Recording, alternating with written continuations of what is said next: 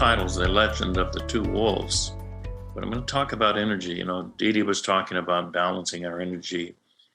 Many of our people who participate in our community are Reiki healers. They balance your energy. They get your energy back the way it should be. This is very important stuff.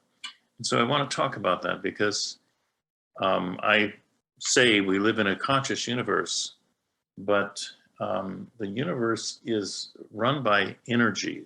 The entire universe in all the dimensions, even those we haven't yet discerned, they're run by energy. I like what they say in the Star Wars. They say, "May the Force be with you." The Force is the source. It's the thing that causes everything to happen, causes life to grow. Everything around us is energy, and it's all about energy balance. Energy is the ground in which we live, move, and have our being. Without energy, there would be nothing, just a black void. And everything we do is about energy. And if we abuse that energy, say we sit and eat too much, that's abusing energy. What happens to us? We get fat. We might get diabetes. We might get gout. We have various things that happen to us if we eat too much, take in too much of that energy called food. So we need to balance our energy. And on the other hand, we have to eat something in order to stay alive. We have to have some energy to burn. And so energy management is the key to everything. And our entire universe, I call it conscious, but that consciousness is an energy of its own. The entire universe is energy. And so talking about balancing that energy is what our subject is today. And I'm going to give you 3 very handy tools to use in keeping your energy balanced.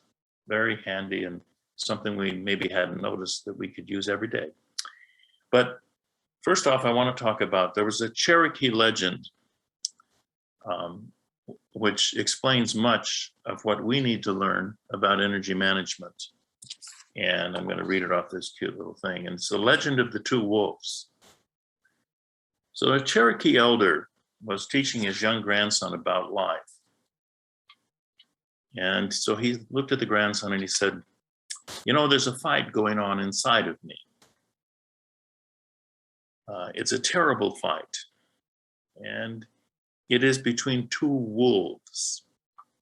One wolf is evil, and his attributes are anger, envy, sorrow, regret, greed, arrogance, self-pity, guilt, resentment, inferiority, lies, false pride, superiority, self-doubt, and ego. The other wolf is a good wolf, and his attributes are joy, peace, love, hope, serenity, humility, kindness, benevolence, empathy, generosity, truth, compassion, and faith. And this same fight between the 2 wolves is going on inside of you, my son, and also inside of every person that you know. And the boy thought about it for a moment, and then he asked his grandfather, "So, Grandpa, which wolf's going to win?" The elder looked at his grandson and he said, "Whichever one you choose to feed."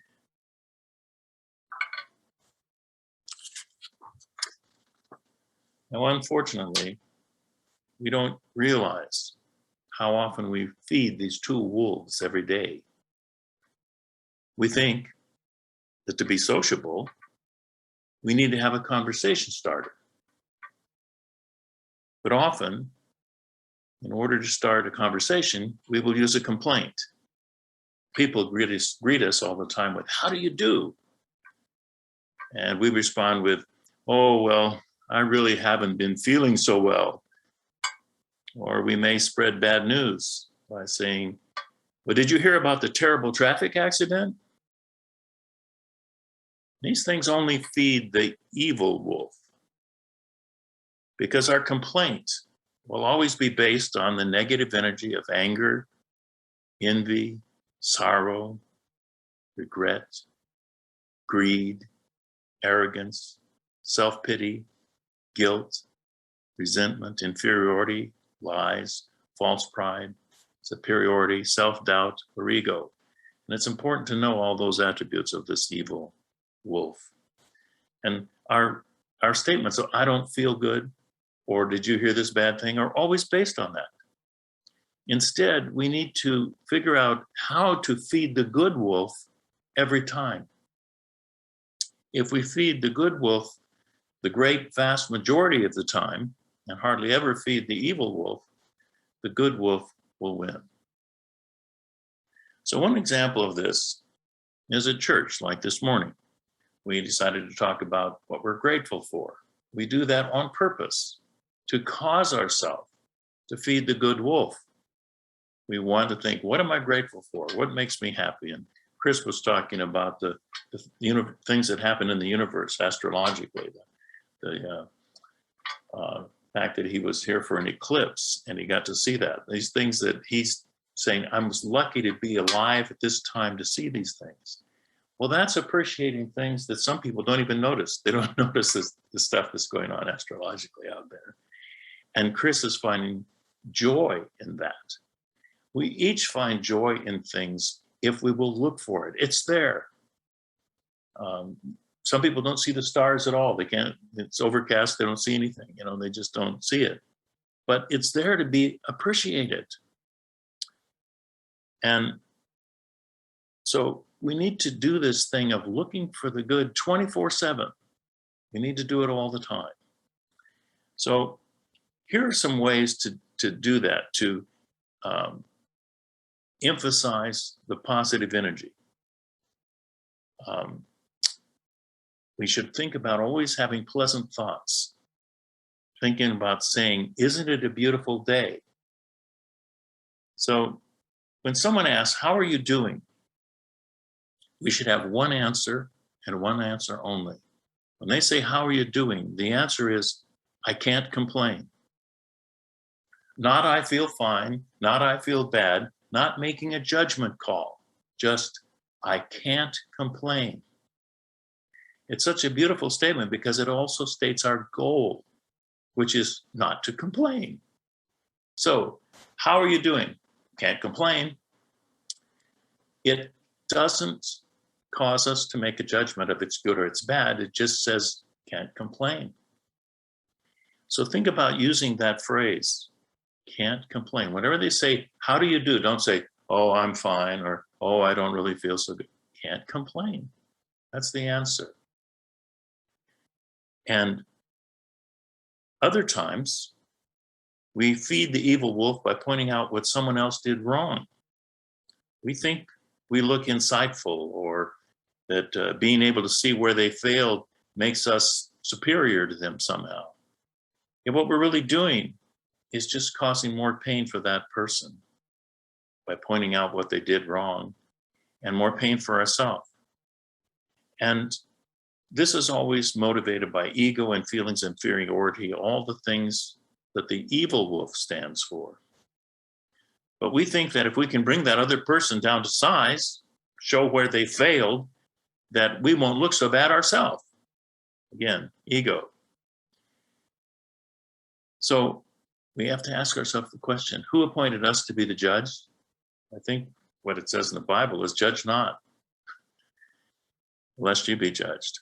So instead of wasting our energy kibitzing about somebody else, we should simply appreciate the fact that that person tried to achieve. They tried to accomplish whatever it was. And we should praise them for trying. And then we should boldly step forward and offer our personal help to them in starting again and finishing the job, rather than saying, oh, he should have done this. We need to go over and help him do that and get the job done. Help that person. She may need our help. Teddy Roosevelt, our 26th president, spoke about this problem with our perception.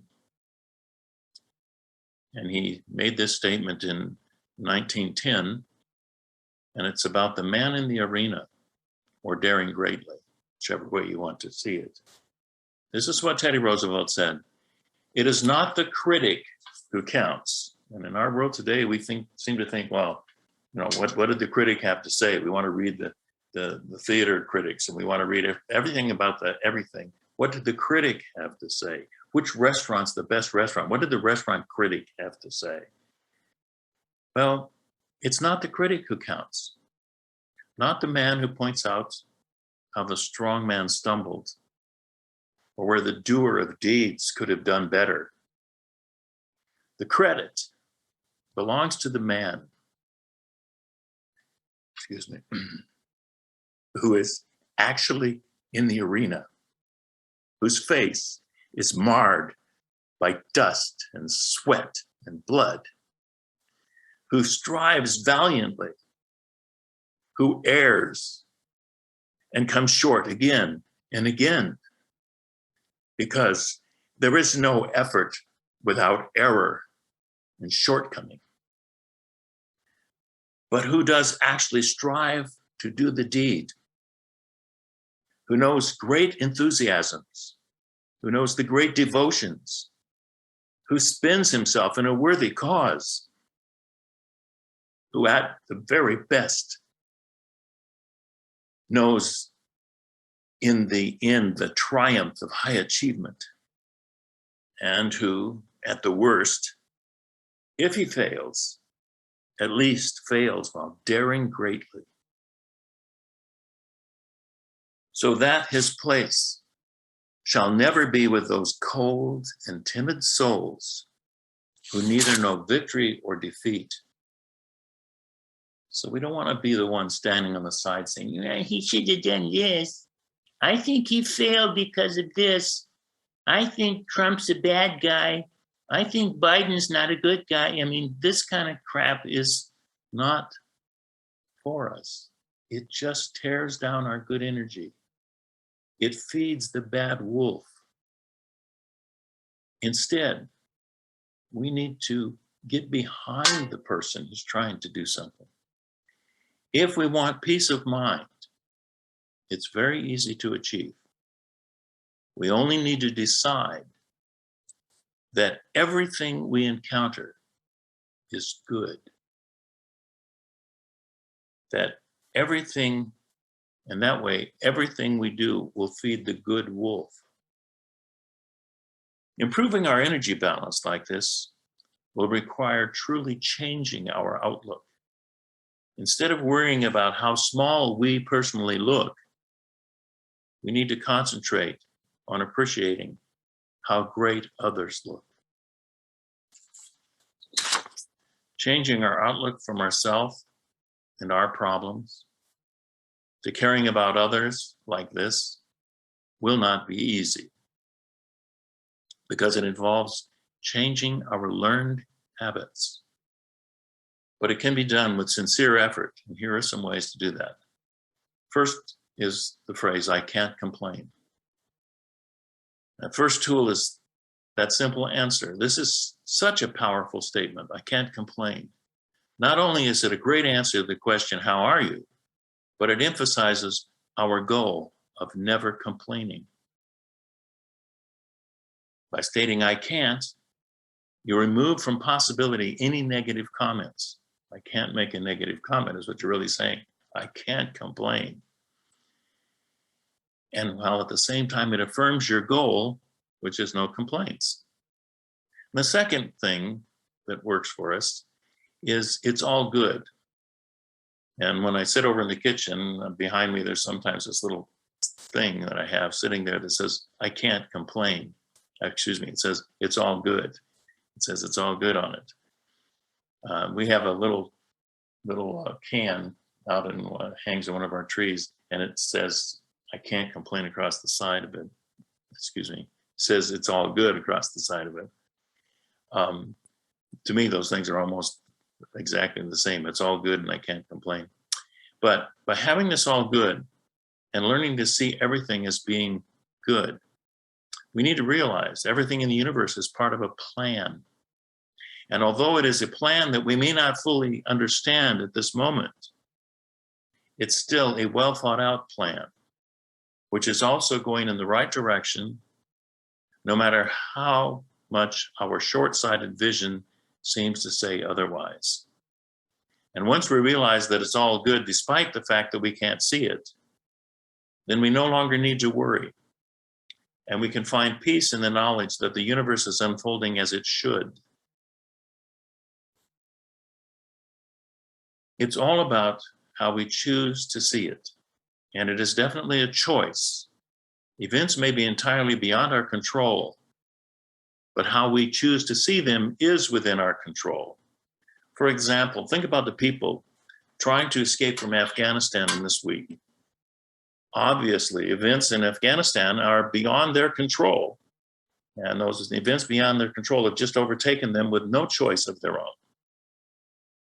Those who were previously doing the good thing of working in the police or the military in order to protect and serve are now being hunted down and imprisoned for later execution. Suddenly, they're fleeing for their lives. Is this forced departure a good thing or a bad thing? On the news, it's a bad thing. They got to run. They're getting shot. They got to run for their lives. But it depends entirely on how they choose to see these events. For those who feel they were forced to leave their homeland by events beyond their control, it's a very bad thing.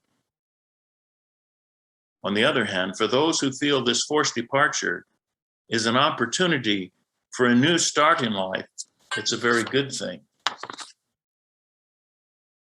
It all depends on how they choose to see it. It could be a terrible evil or a great opportunity. And we have the choice always to make that choice. We can decide this is going to be a great opportunity for me. This horrible thing that happened to me.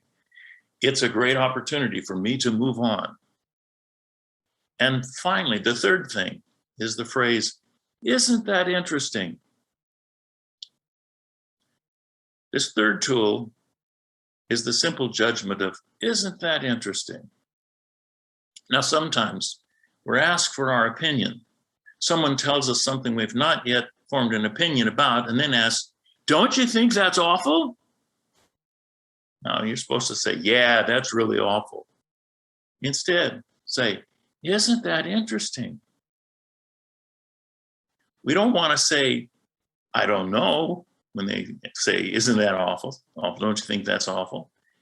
We don't want to disagree with them. We don't want to make them feel bad, but we aren't sure what to say. A simple solution, "Isn't that interesting?" This is non-committal, yet it hands the lead for the conversation back to the other person. It also does not feed either wolf, neither the good wolf nor the evil wolf, but it buys you time in which to find a good way to look at the situation. You say, "Isn't that interesting?" and they'll start telling you more about it. And while they tell you more about it, you may just find a way to see it as good. And then you can say, "Well, that could be a good thing, you know?" And you can begin to share with them how that could be looked at differently. So that's a very handy one. Isn't that interesting? And as the Cherokee grandfather said, it depends on which wolf you feed. And which wolf you feed will always be your choice. You can choose to see it as good. You can choose to see it as bad. I choose to see it's all good. What it is what it is.